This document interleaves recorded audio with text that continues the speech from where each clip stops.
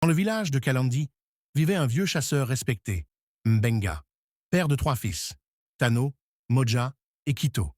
Tano l'aîné était courageux et ambitieux, rêvant de devenir un jour chef du village. Moja, le second, était doux et paisible, proche de la nature et toujours en quête d'harmonie. Le plus jeune, Kito, était rusé et vif d'esprit, connu pour sa curiosité et ses idées ingénieuses.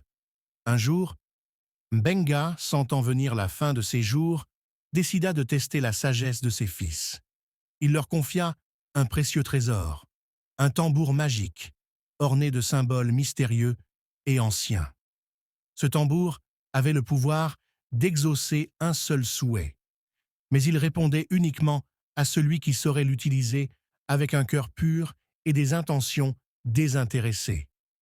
Tano, Moja et Kito furent fascinés par ce cadeau, et rapidement, une rivalité naquit entre eux. Chacun voulait le tambour pour lui-même.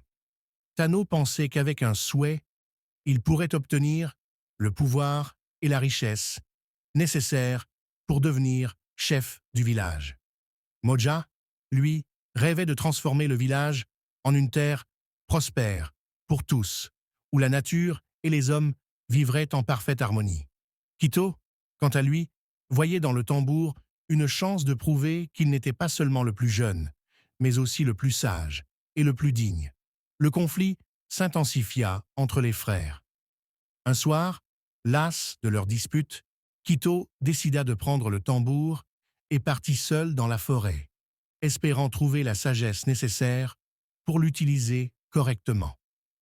Au cœur de la forêt mystique, parmi les arbres qui semblaient l'observer et les animaux qui l'entouraient, il comprit finalement que le tambour n'était pas un simple objet de pouvoir, mais une épreuve de cœur. Lorsqu'il revint auprès de ses frères, Kito leur proposa d'utiliser le tambour ensemble, sans égoïsme, pour le bien de tous. Tano et Moja, touchés par sa sincérité, acceptèrent. Ensemble, ils frappèrent le tambour d'un geste uni, demandant la prospérité pour leur village et l'harmonie entre eux.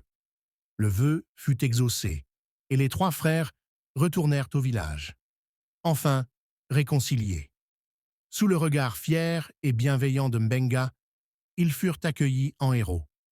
Ils avaient non seulement trouvé la sagesse, mais aussi compris que la vraie force venait de leur unité.